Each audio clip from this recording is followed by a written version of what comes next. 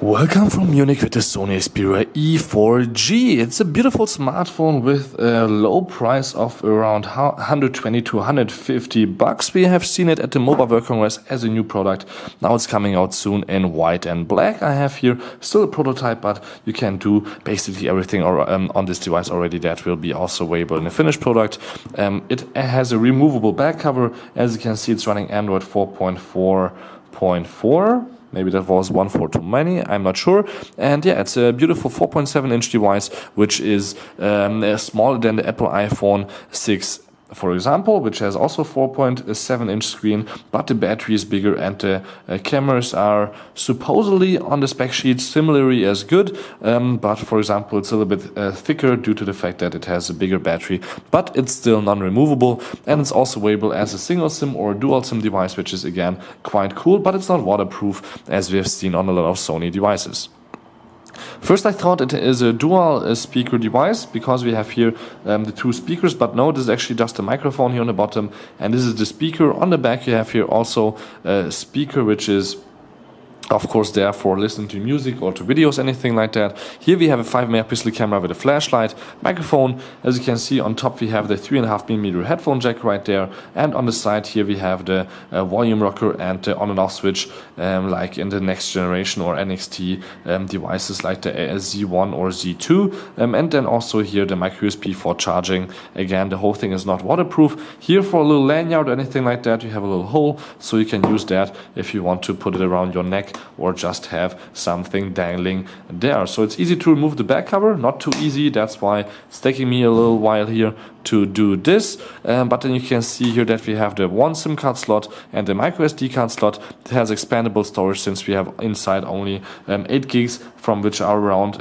4 gigs available for your data. The other 4 are used for the Android 4.4.4 that is inside here. Again, this is also available as a dual SIM device. Check that out in your country. Maybe you guys have it. Here in Germany, probably not. So again, the micro USB here, and nothing much to see because you can't remove the battery. So let me put this back on, and this actually seems like a micro SIM here, and yeah, micro SD is standard nowadays. So again, we have been around the device. On the front we have a 2-megapixel camera, and if I turn on the device you will see it's in German right now, but we can quickly switch here thanks to the quick settings, and then I just have to hit somewhere the settings button, and I'm blind, it's right there. Scroll down somewhere here, and then at the keyboard sign we can just go from German to English somewhere at E. Not Hong Kong, United States. And these languages are all inside. You don't need Wi-Fi or anything like that to switch. That's why actually the Sony Xperia E4g has 4 gigs of just Android here built in the 8 gigs, because there's a lot of information here, and then it's loading quickly everything new, and you can see it's fast here and switching left and right, but only because, for example, it does not load the pictures in the full size when it's doing this. So this is quite nice. As you can also see, I have a benchmark app here installed.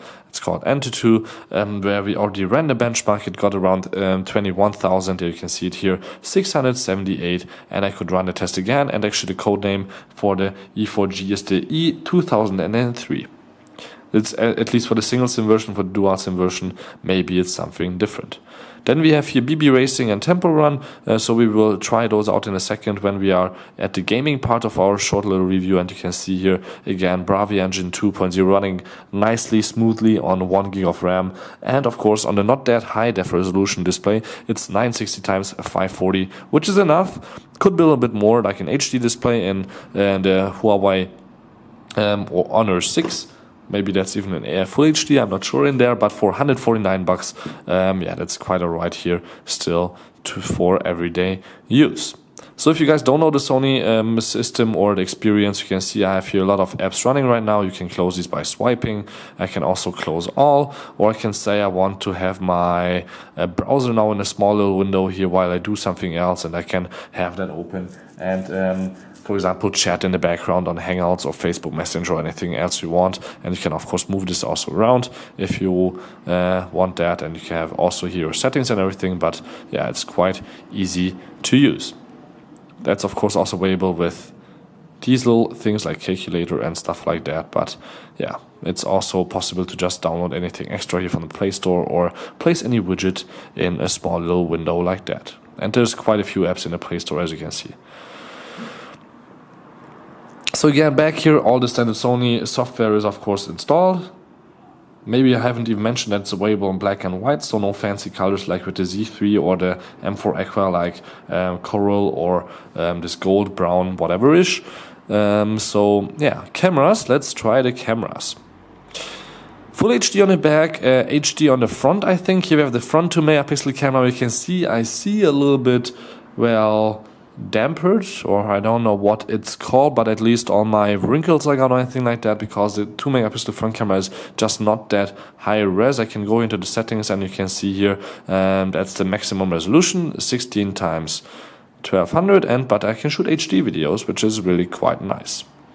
But we are in manual settings, and you can just go here, for example, into the auto scene. We can also say we want face in, we want multi-camera with another smartphone or tablet by Sony, and so on and so on. You can also hit the plus button to go to downloadable content, but it's not working right now. It's a little bit empty. So if I go back and switch the camera, that's of course the main camera. Far more important, you can see here we have a few gadgets I was already mentioning, like for example the BSP60, which is driving around. Have all on those on videos, and actually what you can also see here is that the display is not changing its color on any way I'm holding it, even though it's just a TFT display and probably not that expensive for Sony. But we have actually also scratch proof glass on the front. Sony is not saying Gorilla Glass, but it's scratch proof. That's what they're saying. We can also choose here from the scene.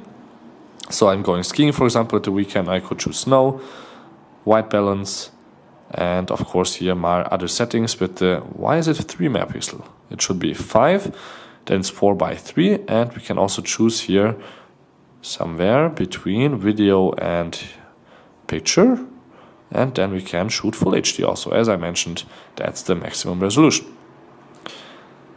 So everything looking quite nice. I can go back here to photo and take a picture of the BSP60.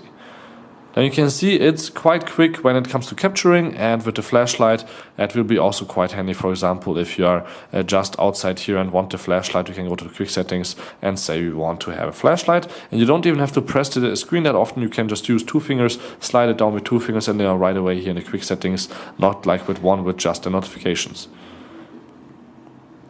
So again, quite quick system, is fun to use, and if you just, for example, run Temple Run, you will see that it's also loading apps and games quite quickly with only 1 gig of RAM. And actually here's a MediaTek processor inside, not even a Qualcomm. Usually Sony is using a lot of Qualcomm, but here we have the MT6732 inside, which is really a quite nice little processor with already LTE support. So 4G is also running on this device in a few bands worldwide. Let me try not to die here, and you can't even see that it's just a QHD display here. It's really quite sharp and bright, and when the sun is shining, it's also looking just good.